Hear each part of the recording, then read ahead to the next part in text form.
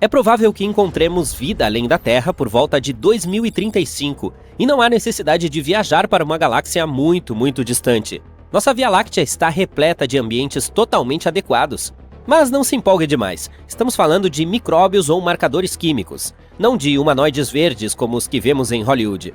Mesmo assim, quando finalmente encontrarmos vestígios de vida, isso mudará a forma como vemos nosso lugar no universo. O telescópio espacial Kepler da NASA descobriu algo incrível. Quase todas as estrelas têm planetas, e muitos desses planetas podem ser habitáveis. Planetas rochosos como a Terra e Marte são ainda mais comuns em nossa galáxia do que gigantes gasosos como Saturno e Júpiter. Além disso, já sabemos que a nossa galáxia é muito rica em água. Há água nas nuvens interestelares onde as estrelas e os planetas se formam, nos discos de detritos ao redor de outras estrelas, nos cometas e em todos os lugares. O que é realmente difícil, porém, é encontrar a vida em si.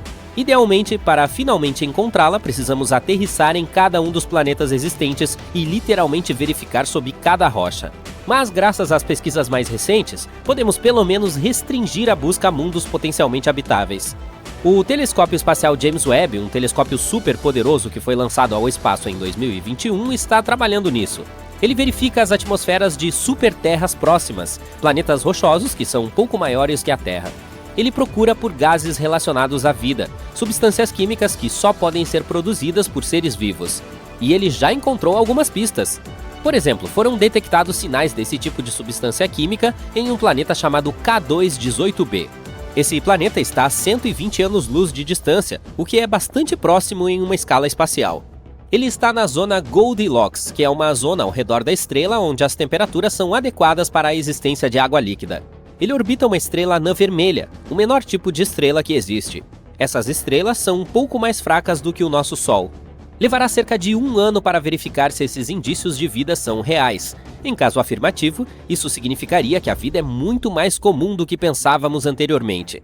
Mas mesmo que não seja, há mais 10 planetas em zonas Goldilocks na lista dos astrônomos para serem estudados. O telescópio espacial James Webb é uma ferramenta muito legal, mas tem seus limites. Ele não consegue detectar planetas pequenos semelhantes à Terra, devido ao seu tamanho. Para corrigir isso, a NASA planeja lançar outra ferramenta, o telescópio espacial Nancy Grace Roman. Essa ferramenta será ainda melhor para detectar esses planetas e substâncias químicas relacionadas à vida. Além disso, temos o projeto SETI. SETI significa Search for Extraterrestrial Intelligence, busca por inteligência extraterrestre em sua sigla em inglês. Esse projeto está à procura de criaturas extraterrestres desde os anos 80. Os envolvidos também acreditam que encontraremos sinais de vida nos próximos 10 anos. Há pouco tempo, eles iniciaram um projeto super grande e legal. Ele se chama COSMIC e usa uma série de radiotelescópios no Novo México. Talvez você tenha visto esses telescópios no filme Contato. O COSMIC permite que os cientistas ouçam centenas de milhares e possivelmente milhões de sistemas estelares ao mesmo tempo. Os telescópios pesquisam o céu e verificam os dados em tempo real. Se houver algum sinal interessante, os cientistas poderão verificá-lo imediatamente, em vez de esperar semanas ou até meses. Os sinais em si costumam ser muito repentinos e curtos, mas o COSMIC pode detectar até mesmo os mais curtos, que duram nanosegundos. O COSMIC também pode ajudar em outras pesquisas, como o estudo de misteriosas e inexplicáveis rajadas rápidas de rádio ou até mesmo da matéria escura. Essa é a maior e mais poderosa ferramenta de busca de vida extraterrestre que já criamos. Mas não basta apenas ouvir. Por que nós mesmos não entramos em contato? A NASA enviou alguns sinais para o espaço profundo. Em 2002, sua Deep Space Network enviou um sinal para o satélite Pioneer 10. Mas havia um obstáculo no caminho, uma estrela anã branca a 27 anos-luz de distância da Terra. Se houver um planeta ao redor dessa estrela, talvez o sinal tenha chegado até ele também. Se houver alguma espécie inteligente lá, poderemos receber uma resposta até 2029. A DSN continua enviando transmissões poderosas para o espaço. Esses sinais se chocarão com 222 estrelas nos próximos 3 séculos. Talvez um dia recebamos uma resposta de algum lugar distante. Mas por que ainda não recebemos uma resposta? Há aproximadamente 200 bilhões de galáxias no universo, cada uma com cerca de 100 bilhões de estrelas. Se apenas 1% dessas estrelas tivesse um planeta, ainda haveria 200 quintilhões de planetas possíveis. E podemos reduzir esse número ainda mais se a chance de eles terem vida for de 1 em 1 trilhão. Isso ainda nos deixaria com algumas centenas de milhares de planetas. Então, onde está todo mundo? Essa é uma pergunta famosa conhecida como o paradoxo de Fermi. A primeira possibilidade não é tão assustadora. É possível que o universo esteja repleto de vida, mas essa vida não seja inteligente em nosso sentido tradicional. Alguns planetas podem ter micróbios, pássaros ou dinossauros espaciais. Essa é a chamada teoria do grande filtro. Ela sugere que há certos filtros que a vida precisa superar para se tornar inteligente, e talvez outras espécies ainda não os tenham superado. Pense nisso. A vida na Terra começou no oceano, depois se arrastou para a Terra, diversificou-se em muitas formas, extinguiu-se 5 vezes em eventos massivos, evoluiu novamente e por fim deu origem aos seres humanos. Construímos sociedades, desenvolvemos cuidados com a saúde e só então começamos a procurar por outras vidas. Há outra ideia chamada de hipótese do gargalo de Gaia, que sugere basicamente a mesma coisa. Embora possa não ser muito difícil para a vida básica começar, é incrivelmente difícil para essa vida sobreviver e prosperar por longos períodos. Vênus também poderia ter tido oceanos e condições semelhantes às da Terra, mas algo deu errado. Seus oceanos evaporaram devido a um efeito estufa descontrolado. Agora ele é estéril. Marte também já teve água líquida em sua superfície, e tanto a Lua quanto o Mercúrio tiveram atmosferas espessas por um curto período. Enquanto isso, a Terra tem tido água líquida em sua superfície durante quase toda a sua existência. É muito raro e notável que um planeta mantenha temperaturas de 0 a 100 graus Celsius por milhões de anos. Portanto, talvez seja um erro procurar por vida inteligente, especialmente uma que use a mesma tecnologia que nós. Afinal, ela evoluiu em condições completamente diferentes. É aí também que entra a chamada equação de Drake. É uma fórmula que nos dá a chance de calcular o potencial de a vida se tornar inteligente em um planeta. Para calcular o resultado, precisamos conhecer diversas variáveis. Quantas estrelas existem, quantas delas têm planetas, a chance de esses planetas terem vida e assim por diante. Infelizmente ainda não sabemos esses números, e o resultado pode ser insignificante, mas vamos supor que exista pelo menos uma outra espécie inteligente. Por que ainda não nos encontramos? Pode haver vários motivos. Talvez esses seres não nos considerem suficientemente interessantes, ou talvez o problema esteja em nós. Talvez estejamos sempre perdendo seus sinais, ou talvez tenhamos perdido a espécie inteira. O universo é insanamente enorme e antigo. Tem mais de 14 bilhões de anos. Se comprimirmos toda a história evolutiva da Terra em um dia de 24 horas, a vida começa às 4 da manhã. Os dinossauros são extintos às 11h40 da noite. Criaturas semelhantes ao ser humano aparecem 2 minutos antes da meia-noite. Nessa analogia, os seres humanos existem há apenas 77 segundos, e nossa tecnologia capaz de detectar vida extraterrestre é ainda mais recente. Existe há menos de um segundo.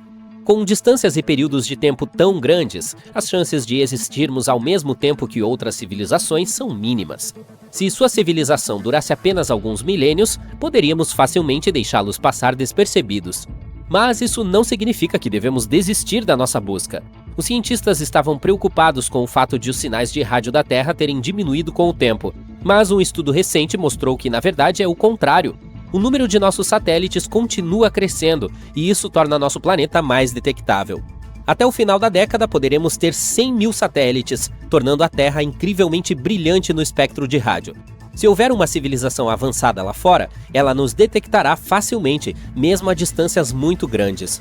Os astrônomos estão muito otimistas em relação a isso. Há uma grande chance de que se encontrem criaturas extraterrestres enquanto você e eu estivermos por aqui. Você acende a luz assim que entra em uma sala. Você nem mesmo para pensar em contar quanto tempo leva para a lâmpada acender. Você não poderia, como se fosse instantâneo. Bem, tecnicamente você poderia se fosse rápido o suficiente. Boa sorte para clicar no cronômetro a tempo quando estiver medindo mais de 1 bilhão de quilômetros por hora.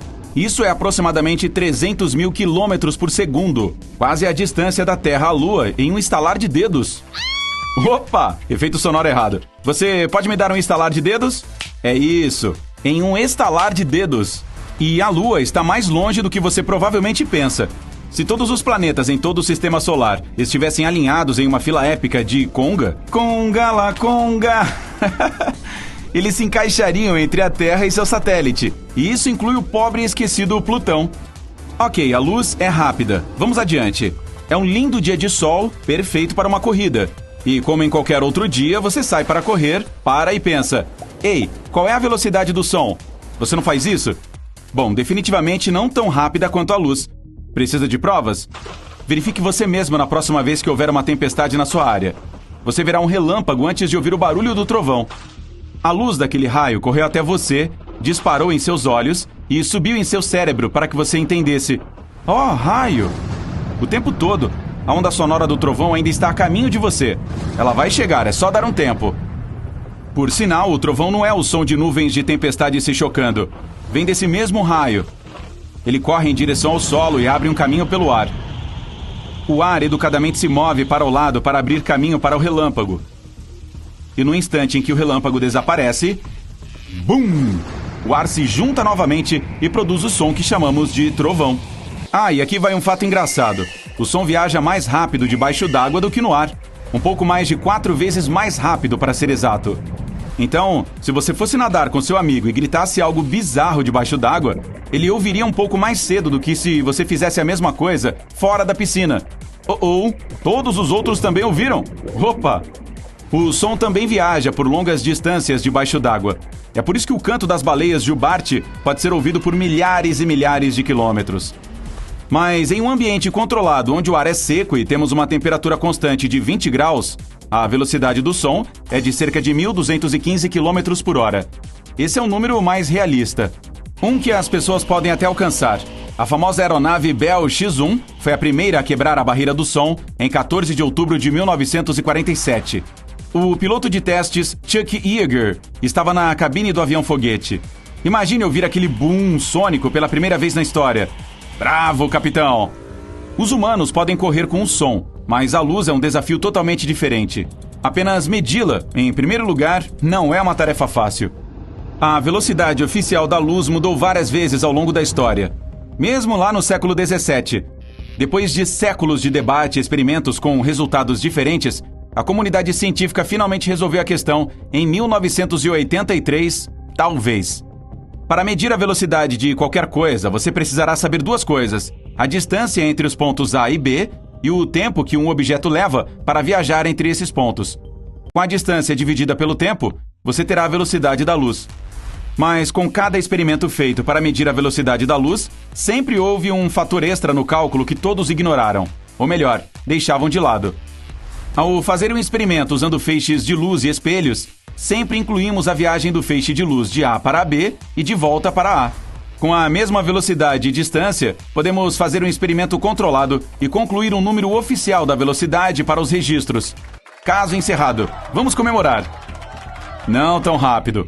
Um certo alguém em 1905 tinha algo a dizer sobre isso. E esta pessoa lançou uma teoria de que a luz pode viajar em velocidades diferentes indo e voltando. Ainda não consegue entender isso?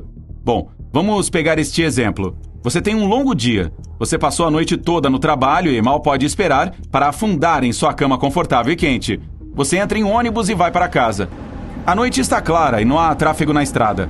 Antes que as rodas do ônibus possam girar e girar, você imediatamente desmaia no banco de trás. Mas um pouco antes disso, você checou o relógio e viu que eram exatamente 22 horas. O quê? Depois que um grande solavanco na estrada o acorda, você se torna consciente do que está ao seu redor. Mas, de repente, você se encontra exatamente no mesmo lugar em que estava no momento em que adormeceu. Essa foi uma soneca rápida, mas então você olha para o relógio e agora são 23 horas. Você adormeceu no ônibus e perdeu sua parada. Você terá que repetir exatamente a mesma rota novamente. Que ruim! O que você pode determinar a partir disso? Como tudo isso levou 1 hora, você pode presumir que levou exatamente 30 minutos do ponto de ônibus para chegar à sua casa e mais meia hora da sua casa de volta ao ponto de ônibus. Parece lógico, certo? Em nossos corpos físicos, essa conclusão faz todo sentido. Mas foi Albert Einstein quem desafiou essa ideia.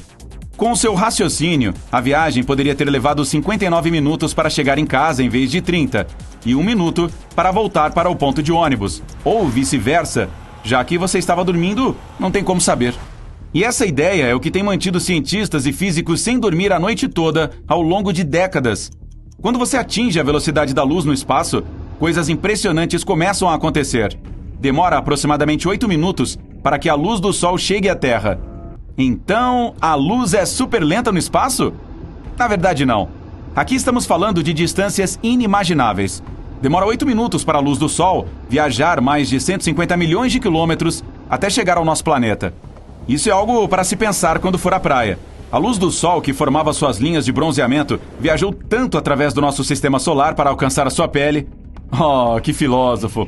E você pode ficar queimado de sol mesmo em um dia nublado. Isso é o quão poderosa a nossa estrela é. Agora imagine-se vivendo em Plutão. Eu sei. Seu cartão de membro do Clube dos Planetas foi revogado em 2006. Mas ei, me chame de velha guarda. Nosso antigo planeta mais distante do Sol está tão longe que leva 5 horas e meia para a luz do Sol chegar lá. Não é à toa que está sempre frio. O primeiro planeta em linha é Mercúrio. Os raios do Sol chegam lá em apenas 3 minutos. E provavelmente é tempo suficiente para ouvir sua música favorita. Quando a música terminar, a versão mercuriana de você estará se aquecendo na glória do Sol. Seria impossível ouvir essa música no espaço, já que o som nem pode viajar por lá. Você sabe, ninguém pode ouvir você gritar. Aqui está ela de novo. A música é apenas um ar vibrante, e sem nenhum ar no espaço, o som não pode viajar. Isso explica porque lá fora é tão estranhamente silencioso. Ok, alguém pode levar a garota dos gritos porta fora? E enquanto estamos no espaço, vamos fazer uma visita agradável ao nosso vizinho. Alpha Centauri é o sistema estelar mais próximo do nosso. E que divertido! Essa viagem está a apenas 4 anos-luz de distância. São 40 trilhões de quilômetros e 137 mil anos na estrada. Não se esqueça de levar um grande almoço. Para colocar tudo isso em perspectiva, levaria cerca de 5.000 gerações em uma supernave espacial, viajando através do vasto espaço vazio para completar a jornada. E não seríamos capazes de chegar perto da estrela. E essa é apenas uma maneira. Ok, acho que prefiro voltar para a Terra agora. Ufa, assim está melhor. Agora a pergunta que não quer calar. Como medir a velocidade da luz sem aquele pequeno dilema da viagem de volta? Entendi. Porque simplesmente não medimos a velocidade com uma câmera de alta tecnologia e mapeamos quadro a quadro até que possamos anotar sua velocidade. Bom, nada é tão fácil quanto parece no mundo da física. Porque ao filmar a luz através de uma lente, não estamos vendo a luz em si, mas sim um reflexo dela. E acabamos de voltar à estaca zero. Ok, esqueça esse plano. Então, como podemos provar que a luz está indo para seu destino na mesma velocidade que seu reflexo está de volta para o ponto A? A velocidade unilateral tem um valor definido que não é uma constante? Esta é uma questão fundamental entre os cientistas e, até agora, simplesmente não há maneira de medi-la verdadeiramente. Ao contrário da velocidade do som, que é mais concebível, a velocidade da luz pode estar apenas anos-luz à nossa frente. Sim, apenas mais curiosidades sobre a luz, trazidas a você pelo incrível. Viu como eu juntei tudo? Ok, deixa pra lá. A luz é a coisa mais rápida do nosso universo. Ela viaja pelo espaço, passando por Mercúrio e Vênus para chegar até nós e está desacelerando. Mas não precisa entrar em pânico. O Sol está ficando mais fraco, mas não veremos os efeitos disso por mais de 1 bilhão de anos. No vácuo espacial, a velocidade da luz é de cerca de 299.792 km por segundo. Se fosse mais lenta que isso, os humanos perceberiam as mudanças instantaneamente. Haveria alguns efeitos incríveis, como a mudança de cores e o brilho dos objetos desaparecendo. Também perderíamos algumas diferenças nos objetos do dia a dia, seu comprimento e forma. Os cientistas criaram uma simulação para ver o que aconteceria se a velocidade da luz fosse mais lenta. No vácuo, a velocidade da luz não pode mudar. Mas se a luz passa por diferentes materiais e objetos, ela altera a maneira como percebemos as coisas. A luz atua como uma onda e uma partícula, o que significa que é um comprimento de onda. A cor e a frequência são determinadas pela distância de crista a crista da onda. Ela se comporta de forma semelhante ao som com o efeito Doppler. Imagine que você está no meio de uma rodovia movimentada e um carro buzinando acelera. Uau, isso foi barulhento! Você ouve o som da buzina dessa maneira porque o objeto em movimento produz o som enquanto você está parado. A frequência e o tom parecem mudar, mas é apenas o som chegando ao seu ouvido mais rápido do que se você e o carro estivessem parados. A luz se comporta de maneira semelhante. Os comprimentos de onda mudam se a velocidade mudar. Mover-se em direção a uma fonte de luz e tornar o comprimento de onda mais curto mudará a cor para um tom azul e violeta. Se afastando da fonte de luz, você terá algo mais avermelhado. Então, se a velocidade da luz diminuísse para a velocidade de caminhada, perceberíamos as cores mudando quando nos aproximássemos de um objeto iluminado. Ao mesmo tempo, a cor mudaria ao nosso redor e atrás de nós. Se você andasse para os lados, as cores para as quais está caminhando se tornariam mais azuis e tudo à distância se tornaria vermelho. Essa informação é útil para astrônomos estudando objetos no espaço. Se as luzes estiverem deslocadas para o azul, significa que o objeto está se movendo em nossa direção. Se estiverem deslocadas para o vermelho, então está indo na direção oposta. Na verdade, tudo no universo está deslocado para o vermelho, provando que o universo está se expandindo e se afastando de nós. Quanto mais lenta, mais brilhante fica a luz. Isso porque os fótons se tornam mais presentes para que a gente os enxergue. Nesse ritmo, podemos ver luz invisível e aumento da intensidade. Você não notará muito esse efeito se estiver parado. Mas devido ao efeito Doppler, mover-se em direção ao objeto terá cores diferentes e intensidades de luz diferentes. Outro fenômeno que experimentaríamos é a dilatação do tempo. Quando você se move a uma velocidade semelhante à da luz, e o tempo diminui em relação a alguém que não está se movendo nessa velocidade. O espaço e o tempo são relativos. Então, se você estiver sentado em sua mesa procrastinando por horas, soa familiar, não é? Todo o seu movimento passará pelo tempo e não pelo espaço. Você estará parado, mas ainda estará tecnicamente avançando no tempo, envelhecendo lentamente. Quanto mais rápido você se mover pelo espaço, mais lento será seu movimento através do tempo. Se você se mover na mesma velocidade que a luz, todo o seu movimento será através do espaço e não através do tempo. Para perceber isso, você precisaria de outra pessoa para observá-lo. Você não está em uma máquina do tempo, vocês dois estão na Terra experimentando o mesmo fluxo temporal. Para você, que está experimentando isso em primeira mão, parece que você está indo mais rápido, porque está tendo muito mais movimento no espaço em um determinado momento. Quanto mais perto você se aproxima da velocidade da luz, menor se torna. Bom, na verdade não, mas depende do observador. Se você estiver viajando a essa velocidade, um objeto próximo parecerá pequeno. Assim como alguém que está observando você viajar à velocidade da luz vai pensar que você é menor do que realmente é.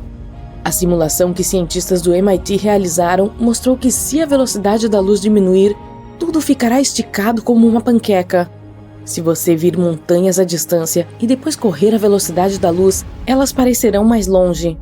Os objetos ficarão distorcidos e parecerá que você está chegando a um determinado lugar mais rápido porque o tempo diminuiu para você. Se você estiver completamente parado e alguém do seu lado esquerdo jogar um objeto em forma de cubo para o seu lado direito, naturalmente, você verá um lado dele, a menos que ele vire. Mas nesta nova realidade, verá a parte da frente envolvendo o lado visível que está vendo. Se você estiver se movendo na mesma velocidade que a luz em um espaço infinito, tudo será esticado à medida que você atingir velocidades infinitas. Em um mundo onde pessoas podem andar na mesma velocidade que a luz, não perceberemos nada como fazemos normalmente. Teremos que nos acostumar com a maneira como vemos objetos. Cada movimento que fizermos resultará em mudanças drásticas de cores. Mesmo virar a cabeça para olhar para algo parecerá estranho.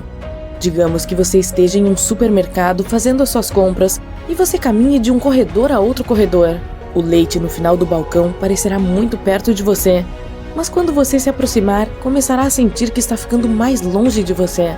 O leite também parecerá um pouco vermelho. Assim que você se aproximar, ele mudará para azul. Se alguém passar por você com um carrinho de compras, você o verá como uma espécie de modelo 3D de carrinho. A cor mudará à medida que se afastar de você. Parecerá estar longe, mas estará bem na sua frente. Na verdade, nós não sabemos a velocidade real da luz. Os físicos acreditam ser próxima de 299.792 km por segundo, mas essa constante é apenas para eles calcularem outras coisas científicas para que possamos entendê-las melhor. O problema é que só podemos medir a luz com feixes de luz e espelhos, mas não é como se tudo o que temos que fazer fosse apontar um feixe de luz para um espelho e medir seu caminho original e seu caminho refletido. A teoria da relatividade de Einstein afirma que o caminho original da luz que se move da fonte para o espelho pode não ter a mesma velocidade que a luz refletida do espelho de volta à fonte. Hipoteticamente, se a luz levar 10 segundos para viajar da fonte até o espelho e depois voltar para a fonte, podemos concluir que cada viagem leva 5 segundos. Mas a teoria de Einstein é de que pode levar 9 segundos para que a luz viaje da fonte para o espelho e apenas 1 segundo do espelho de volta à fonte, ou vice-versa, ou talvez números completamente diferentes. É por isso que é tão difícil medir a velocidade da luz. Um marco para os cientistas foi quando se conseguiu diminuir a velocidade da luz para zero sem perder seu brilho. Isso foi feito usando nuvens atômicas ultrafrias de cristais fotônicos. Esses cristais são materiais perfurados com bilhões de pequenos orifícios onde a luz pode refratar. Mas e se vivêssemos em um mundo onde a luz parasse no meio do caminho? Você acorda uma manhã e sente que é o crepúsculo. Abre as cortinas e vê que muitas luzes do carro estão acesas, mas não são tão brilhantes. Você acende as luzes do seu quarto, mas sente que a lâmpada está se apagando. Então a troca por outra, mas ela não funciona.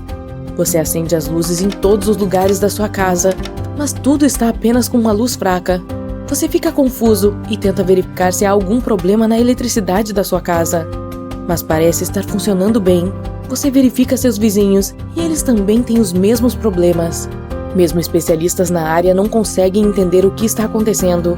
As horas passam e é tudo a mesma coisa. Toda a luz do mundo parece ter congelado no meio do caminho. Seu telefone está com pouco brilho, mesmo que você o coloque no máximo. Tudo está ficando mais escuro. Com as notícias, você fica sabendo que esse é um problema global. A luz está diminuindo lentamente e logo não haverá mais luz no mundo. Você decide esperar enquanto todos os outros estão em pânico. 1994. Estava escuro, então ninguém viu duas silhuetas abrindo as saídas de emergência de um complexo de cúpulas de vidro no Arizona, conhecido como Biosfera 2. Estavam determinados a libertar 7 pessoas trancadas lá dentro por um mês, arriscando suas vidas em nome da ciência. A missão foi cumprida, mas eles foram acusados de invasão de propriedade e vandalismo. Os vândalos eram Abigail Allen e Mark Van Thilo. Eles estavam entre os primeiros 8 pobres coitados que viveram naquele lugar como cobaias, e não queriam que ninguém mais passasse pelos mesmos horrores que eles haviam experimentado.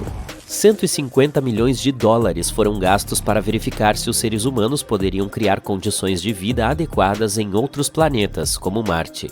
Para isso, os cientistas construíram um mini-mundo com mais de 3.000 espécies de plantas e animais. A Biosfera 2 era um habitat isolado de 3 acres, com sua própria mini-floresta tropical, uma praia particular com um recife de coral, uma savana, um pântano e até mesmo um deserto. Entre 1991 e 1993, nada podia entrar ou sair daquele lugar. O grupo de 8 pessoas trancadas lá dentro se autodenominava biosferianos, vestindo macacões semelhantes aos de Star Trek, cultivando seu próprio alimento e respirando seu próprio ar. Eles começaram com grandes esperanças e um café da manhã no estilo de um hotel 5 estrelas, mas as coisas tomaram um rumo mais sombrio com o passar do tempo. A equipe inteira estava morrendo de fome e ficando laranja. Na Biosfera 1, que é a Terra real, você pode pedir uma pizza em 2 minutos. Mas dentro da Biosfera 2, eles levaram 4 intermináveis meses para preparar uma marguerita. Eles tiveram que colher trigo para fazer a massa e ordenhar cabras para obter o queijo.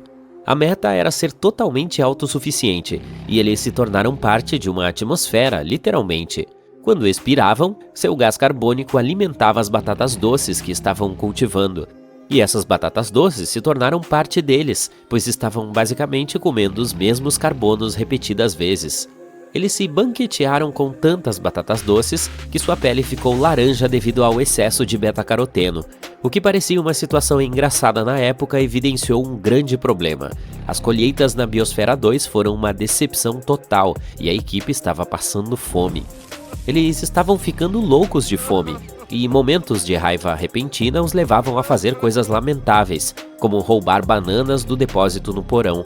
Em algum momento, o freezer teve de ser trancado. Nos primeiros 6 meses, cada um deles emagreceu entre 8 e 26 quilos. Todos os dias, alguém se encarregava de pesar os alimentos frescos para o cozinheiro, registrando as informações sobre os nutrientes no computador para garantir que a equipe atingisse as metas recomendadas de calorias, proteínas e gorduras. Inicialmente, as refeições eram servidas em um estilo buffet, mas à medida que a equipe ficava mais faminta, os cozinheiros começaram a dividir meticulosamente a comida em porções iguais. Sua dieta, feita principalmente de batata doce, cenoura, frutas e ocasionalmente carne aos domingos, deveria mantê-los ativos durante aquelas exaustivas semanas de 80 horas de trabalho físico pesado.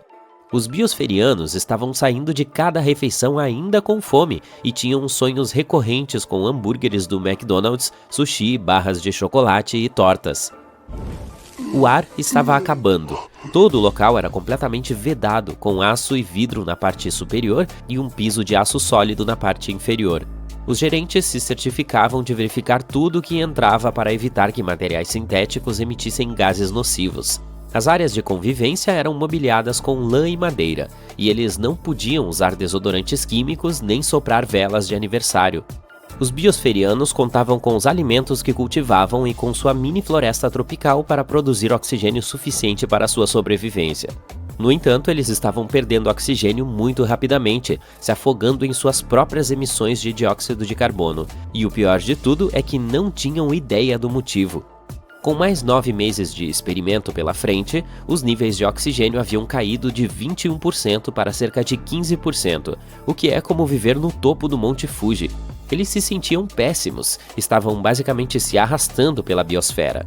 Não conseguiam nem mesmo terminar uma frase sem parar para respirar. Em seguida, começou a apneia do sono, e alguns acordavam com falta de ar. Para produzir os níveis de carbono dentro da Biosfera 2, eles tentaram algumas medidas desesperadas, como cultivar plantas loucamente, reduzir a irrigação do solo o máximo possível e até mesmo desistir de cultivar. Como nada funcionava, todos concordaram que haviam atingido um ponto perigosamente baixo e pediram ajuda. Caminhões refrigerados apareceram para bombear oxigênio puro para a Biosfera 2. Assim que o gás começou a fluir, eles caíram na gargalhada e começaram a correr. O ecossistema estava uma bagunça completa. Os beija-flores e as abelhas desapareceram depois de alguns meses, de modo que as plantas não estavam mais sendo polinizadas. Minhocas e ácaros atacaram as plantações e as baratas assumiram o controle. 4 espécies de baratas foram levadas para dentro para reciclar a matéria orgânica, mas a barata doméstica comum foi a última sobrevivente. De alguma forma, elas entraram sorrateiramente e se multiplicaram, tornando-se uma séria ameaça às plantações. À noite, a cozinha ficava cheia de baratas assim que as luzes se apagavam. Para combater a infestação, o grupo untava canecas de café com lubrificante e colocava pedaços de mamão dentro delas como isca. As baratas subiam em seu interior, mas não conseguiam escalar as laterais escorregadias para escapar. Passar fome, não ter oxigênio, lidar com infestações de insetos, isso é o suficiente para enlouquecer qualquer um. Discussões acaloradas levaram a copos sendo jogados e pessoas sendo cuspidas. Por fim, o grupo inteiro se dividiu em 2. Eles pararam de se falar e podiam passar um pelo outro nos corredores sem sequer fazer contato visual. Metade deles queria mais comida e oxigênio para continuar a pesquisa com alguma dignidade, enquanto a outra metade acreditava na sobrevivência sem ajuda externa, não importando os custos. A verdade é que a câmara selada havia sido rompida muito antes de tudo isso. Apenas 2 semanas depois de entrarem, uma biosferiana chamada Jane Pointer cortou a ponta de seu dedo em um acidente de cozinha enquanto fazia arroz. O médico da missão tentou costurar a ponta de volta, mas não funcionou e seu dedo ficou preto em poucos dias. Ela foi para um hospital do lado de fora para ser operada, e algumas horas depois voltou sorrateiramente para dentro, carregando uma mochila cheia de suprimentos, como peças de computador e filme colorido. Os repórteres só ficariam sabendo dessa entrega furtiva meses depois, e por causa disso, muitas pessoas questionaram a credibilidade de todo o experimento. A mídia tratou o experimento como um reality show, classificando-o como um entretenimento ecológico da moda. As manchetes dos jornais de todo o mundo faziam parecer que eles estavam à beira de perder a vida, a ponto de as famílias ficarem preocupadas, ligando para os biosferianos para verificar se eles estavam realmente bem. O grupo se sentia como se estivesse em um zoológico humano, com turistas vindo de longe para espiar a gaiola de vidro. Somente nos primeiros 6 meses, mais de 150 mil pessoas visitaram o local. A Biosfera 2 acabou se tornando uma piada da cultura pop, inspirando um filme de comédia chamado Malucos por Natureza e décadas de espaguetes engraçados. Você deve estar se perguntando por que nenhum deles abandonou o experimento e saiu pela porta da frente. Bem, nenhum dos ambientalistas queria ser o primeiro a admitir que aquilo era demais para se lidar. Além disso, todos ainda tinham esperança de que poderiam de alguma forma decifrar o quebra-cabeça da construção da Terra número 2. No final, eles conseguiram encontrar 7 toneladas do oxigênio que faltava. Ele havia sido absorvido pelo concreto. Embora a falta de ar o tempo todo possa parecer o maior desafio que enfrentaram, os biosferianos disseram que aprender a lidar com pessoas em um ambiente fechado foi ainda mais difícil. Parece que o experimento foi um grande fracasso, mas o grupo aprendeu muitas lições valiosas. Eles provaram que um ecossistema selado pode funcionar por anos, contribuíram para estudos sobre a restauração de recifes e sua fazenda mostrou que a alta produtividade e a reciclagem total de nutrientes podem ser alcançadas sem produtos químicos tóxicos. Caso você esteja se perguntando, esse não foi o fim do complexo de vidro. A segunda missão dentro da Biosfera 2 foi realizada em março de 1994. Agora você pode voltar ao início do vídeo para ver como foi. Uau, algo não está certo. Tudo parece instável. Definitivamente não é um terremoto. E na verdade está piorando. As nuvens parecem se mover mais rápido do que o habitual. E os animais estão entrando em um frenesi. A âncora de notícias aparece na TV em um tom alarmado e diz: "Bom dia, lamentamos interromper seu programa. Cientistas acabaram de descobrir que a rotação da Terra tem flutuado a um ritmo incomum. Um grupo de especialistas acredita que a Terra está aumentando sua rotação a cada segundo e eles desconhecem a razão. Mesmo que a Terra aumentasse sua velocidade em 1,5 km por hora, o dia só ficaria cerca de 1,5 minutos mais curto. Nós realmente não sentiríamos isso e você poderia continuar como se nada estivesse acontecendo. Mas à medida que a Terra gira mais rápido, nossos corpos, que estão ajustados a um dia de 24 horas, teriam dificuldade em tentar lidar com isso. Se você mora perto da linha do Equador, isso significa que a rotação da Terra está indo mais rápido do que nos polos norte e sul. A área perto da linha do Equador precisa de mais tempo para completar sua rotação completa a partir do ponto de partida. Vai ter mais chuvas do que o normal. A rotação da Terra mantém o clima consistente e equilibrado para que nada anormal aconteça. Mas como a Terra está se movendo tão rápido, o clima está alterado. Começaremos a ver mais tempestades e mais dias onde é mais confortável ficar em casa tomando um chocolate quente. Mesmo que pareça estranho, todos conseguem manter suas atividades diárias. Mas se a Terra pegasse alguma velocidade e se movesse a 45 metros por segundo, o dia seria reduzido para apenas 22 horas. Isso meio que faz você sentir a diferença de fuso 24 horas por dia, 7 dias por semana. Toda empresa trabalha com horário de 24 horas por dia. Portanto, tirar até 2 horas pode ter efeitos catastróficos na economia mundial. Todo o calendário terá que mudar e se ajustar ao novo horário. Os designs dos relógios mudarão com a nova meia-noite, que será substituída pelas 10 horas. E a cada semana, as horas serão encurtadas, então não haverá uma maneira adequada de dizer as horas, exceto pelo pôr do sol e nascer do sol. O clima continuará piorando cada vez mais, fazendo parecer que a chuva nunca vai parar.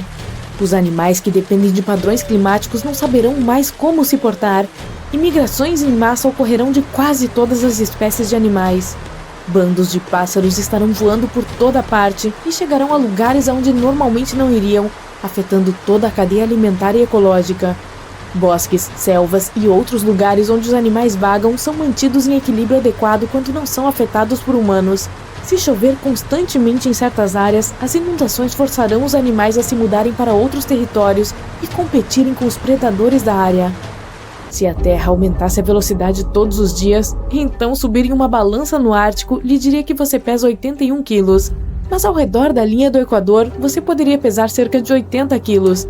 Isso devido à força extra que se opõe à gravidade naquela área.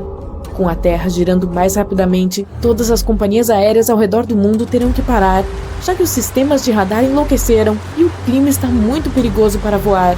Todo mundo precisa se locomover de carro. Os satélites estão posicionados de tal forma que é crucial que permaneçam onde estão para devolver sinais para nós. Por causa do que está acontecendo, os sinais de Wi-Fi e televisão não conseguem nos alcançar.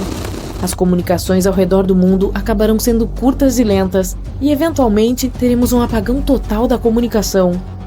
Os navios deixarão de operar e o comércio global entrará em colapso, adicionando danos extras à já falida economia mundial. Os ventos ficarão mais fortes e rápidos do que o habitual, o que significa que as temperaturas mudarão. Tempestades como furacões serão mais fortes do que nunca e terão mais energia para a destruição. E ainda assim, a 160 km por hora, o Equador será engolido pela água. A bacia amazônica e pequenas ilhas agora submergirão completamente em cerca de 15 metros de água. a maior parte da vida vegetal estará em perigo, especialmente na linha do Equador. Com a floresta ameaçada por inundações, mais ambientes animais estarão em perigo. As árvores e plantas não sobreviverão a tantas inundações. Se a Terra girasse tão rápido que as horas agora fossem reduzidas para 15, provavelmente sentiríamos que estamos sempre em um avião a jato passando por turbulência. Seria impossível dormir se a Terra continuasse ganhando velocidade a cada segundo do dia.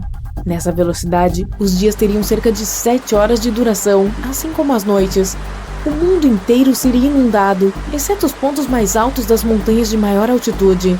Se isso acontecer, os humanos provavelmente acabarão lá, se agarrando aos últimos pedaços de terra restantes. A maior parte da vida animal também será extinta. E à medida que a Terra girar cada vez mais rápido, a crosta perderá sua durabilidade, permitindo que terremotos mais frequentes e fortes aconteçam. Vulcões entrarão em erupção por toda parte, mesmo que estejam submersos em água, e continuará assim por um bom tempo. Muitos grandes desastres naturais, como terremotos, tsunamis, vulcões e até mesmo o derretimento de mantos de gelo, aceleraram a velocidade da Terra em milissegundos. Então, com a velocidade da Terra aumentando continuamente, esses desastres naturais farão o planeta ir ainda mais rápido. Mesmo que sejam apenas milissegundos, já bastam para se ter grandes consequências. A Terra agora está girando a 1.600 km por hora, e enquanto está sentado com o resto dos sobreviventes, você se sente levitando um pouco. Você verá pequenos seixos e pedras flutuando a centímetros do chão. As nuvens acima de você estão passando como estrelas cadentes. O ar é espesso de umidade, já que a água está subindo para o topo, formando nuvens espessas prontas para chover. Mas, como a gravidade é mais fraca, parte da chuva está suspensa no ar. Muitos objetos pequenos estão flutuando como se você estivesse no espaço. Os dias e noites não serão maiores que algumas horas. Nesse ponto, o mundo inteiro estará inundado e 80% da crosta terá desaparecido. Se continuar por mais tempo, não haverá seres vivos por perto, provavelmente exceto criaturas microscópicas capazes de suportar condições extremas e adversas. A Terra precisaria girar a aproximadamente 28.300 km por hora para que a gravidade fosse cancelada e as coisas começassem a flutuar. Nesse ponto, toda a água do oceano subirá e parecerá chuva ao contrário. As grandes rochas montanhosas se separarão do leito rochoso e levitarão acima do solo, parecendo pequenos planetas no espaço. A Terra agora está girando 17 vezes mais rápido do que o habitual, o que faz com que uma rotação completa em torno do seu eixo leve apenas 84 minutos, em vez de 24 horas. Se você conseguir ficar tanto tempo, literalmente verá os dias e as noites passarem em um instante. Você também estará flutuando sem rumo no céu, esbarrando em rochas e outras superfícies. Você não reconhecerá mais nada. A crosta terrestre está rasgando, expondo o magma que está abaixo. Portanto, pousar no chão não é uma opção. Você verá o espaço sideral à medida que subir. Você não saberá o quão rápido está indo, mas tudo o que saberá é que provavelmente é o único humano que resta nesse mundo giratório. A Terra acabará girando tão rápido que o resto das camadas começará a descascar, expondo o interior da Terra. Ela começará a se espremer do núcleo até se tornar semelhante a uma panqueca. Nada pode sobreviver neste momento. Tanto calor será produzido a partir do núcleo que o planeta aquecerá como um micro-ondas. Toda a água desaparecerá e parecerá um ponto vermelho no sistema solar. E assim que começar a se aproximar da velocidade da luz, o tempo congelará. As rochas e elementos flutuantes não se moverão e acabarão sendo distorcidos. E com esforço suficiente, a Terra acabará se transformando em um buraco negro. Claro, nada disso vai acontecer. De acordo com os cientistas, a Terra provavelmente desacelerará sua rotação. Desde que a Lua entrou em cena, a Terra vem desacelerando em cerca de 6 km por hora a cada 10 milhões de anos ou mais. Isso é devido à atração gravitacional da Lua sobre o nosso pequeno planeta azul. Provavelmente continuará assim. Mas, ei, por que tanta pressa? Em algumas noites, quando o céu sobre uma forte tempestade está limpo, você pode ver elfos, gnomos, trolls ou jatos azuis. Jatos azuis soa um tanto aleatório, não? Mas na verdade não estamos falando de contos de fadas. Todos esses são apenas tipos diferentes de relâmpagos que são visíveis principalmente muito acima das nuvens de tempestades violentas. Vejamos os sprites vermelhos. Eles são flashes de luz que aparecem acima de tempestades que vêm em grupos. São raros, pois são causados apenas por um tipo específico de relâmpago chamado de relâmpago positivo nuvem-solo. Assim, uma carga positiva é transferida de uma nuvem de trovoada para o solo durante a queda de um raio. Esses tipos de raios representam apenas 10% de todos.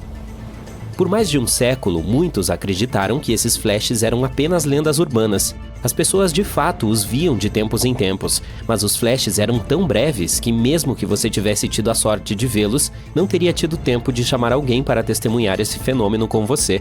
Mesmo quando cientistas ou pilotos responsáveis falavam sobre eles, a comunidade científica, em sua maioria, os ignorava. Em 1989, algo estranho aconteceu. Pesquisadores da Universidade de Minnesota conseguiram filmar os sprites. E foi assim que tudo começou. Pessoas de todo o mundo começaram a compartilhar vídeos e fotos de sprites vermelhos. Os sprites vermelhos podem começar como bolas de 100 metros feitas de ar ionizado. Essas bolas caem de alturas de cerca de 80 km a 10% da velocidade da luz. E os pesquisadores têm estudado não apenas os relâmpagos que caem das nuvens furiosas, mas também esses flashes coloridos que sobem em direção ao espaço. Portanto, a eletricidade se estica até a ionosfera eletricamente carregada, mas ao mesmo tempo se esmaga em direção ao solo.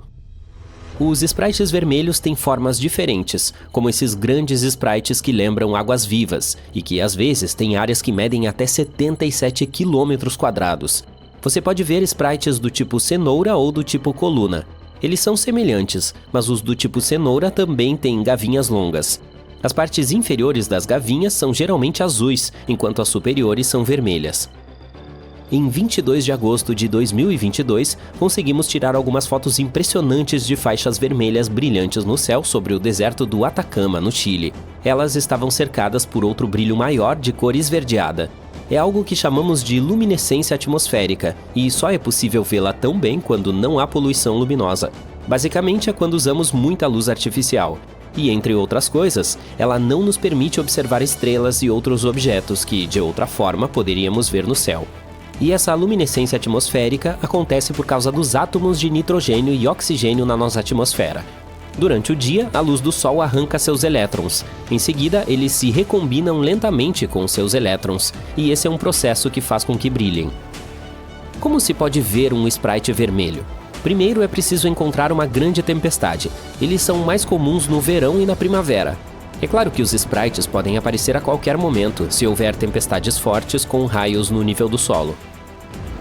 O céu precisa estar limpo e muito escuro, de preferência sem luar intenso. E a tempestade deve estar a cerca de 160 a 320 km de distância. Dessa forma, as nuvens não bloquearão o céu e você terá melhor visibilidade. No cenário perfeito, a tempestade estará se movendo ao longo de um horizonte distante, de modo que será possível ver tudo acima do topo das nuvens. Você pode rastrear uma tempestade com o radar meteorológico.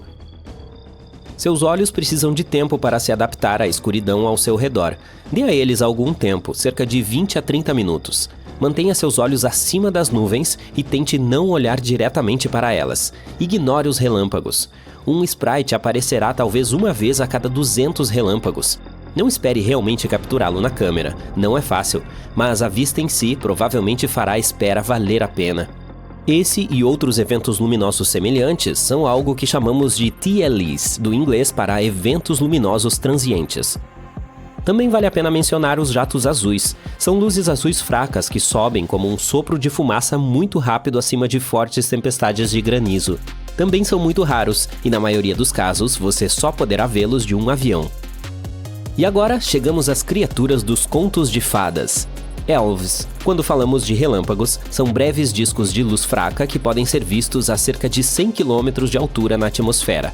Parece elfos, mas é apenas uma abreviação do termo em inglês. Seu nome completo é emissões de luz e perturbações de frequência muito baixa devido a fontes de pulsos eletromagnéticos. Sim, sugiro que fiquemos com elfos. Mudando para Trolls. São pontos vermelhos que aparecem perto do topo das nuvens após o flash de um sprite vermelho muito poderoso.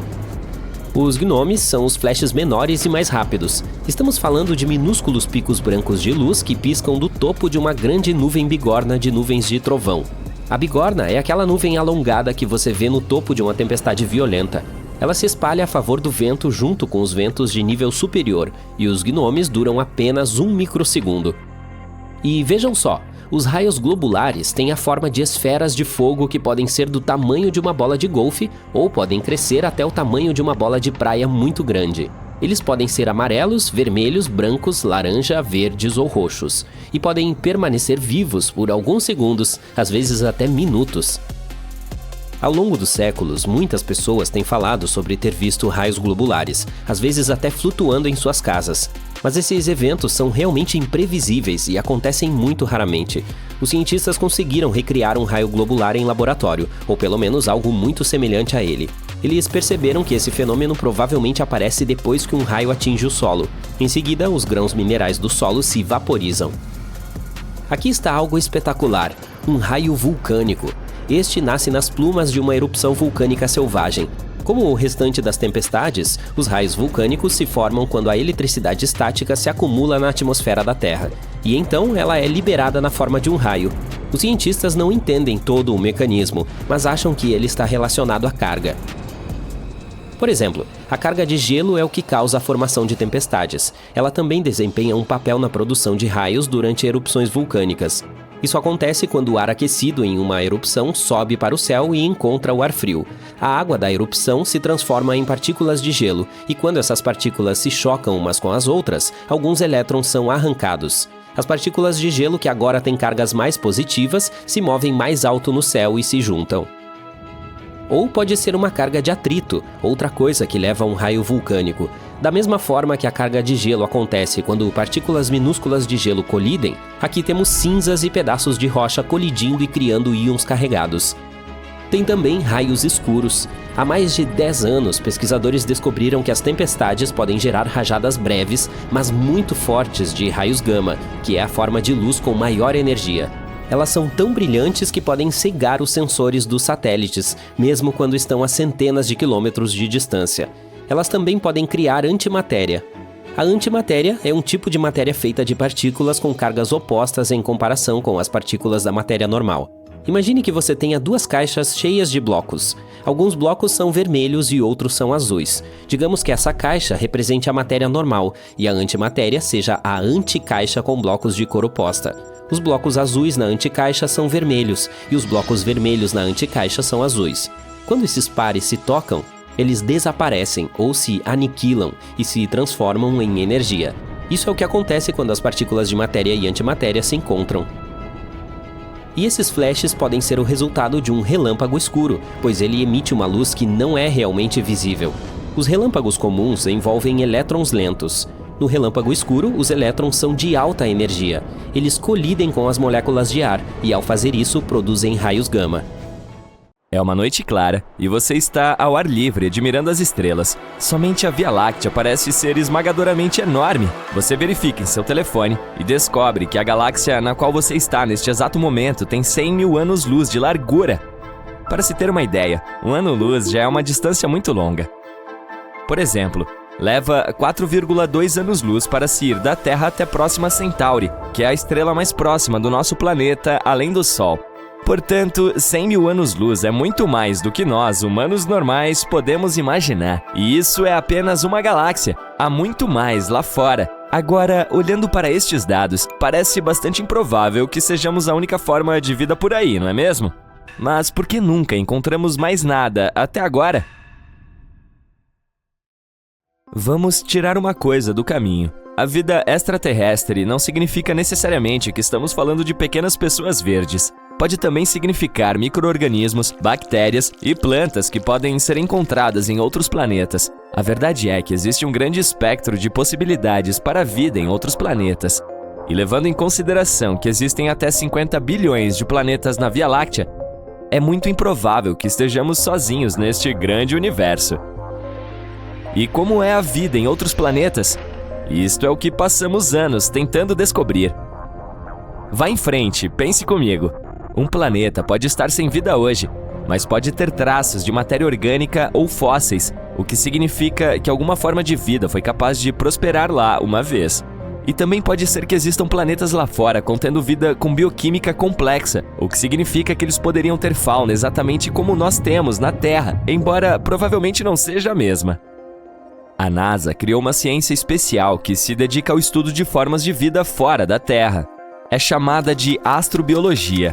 Desde que a Agência Espacial foi criada em 1958, não demorou muito para que ela começasse a procurar por vida extraterrestre. Eles rapidamente construíram um plano de ação. Primeiro, era preciso entender como a vida na Terra foi formada e, segundo, como ela poderia ter se formado em outros planetas.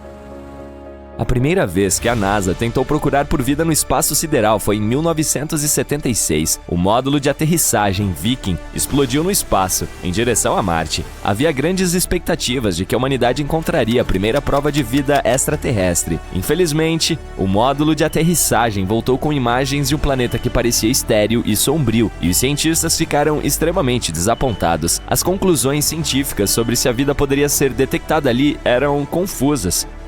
Mas ei, você precisa saber o que está procurando para encontrá-lo, certo?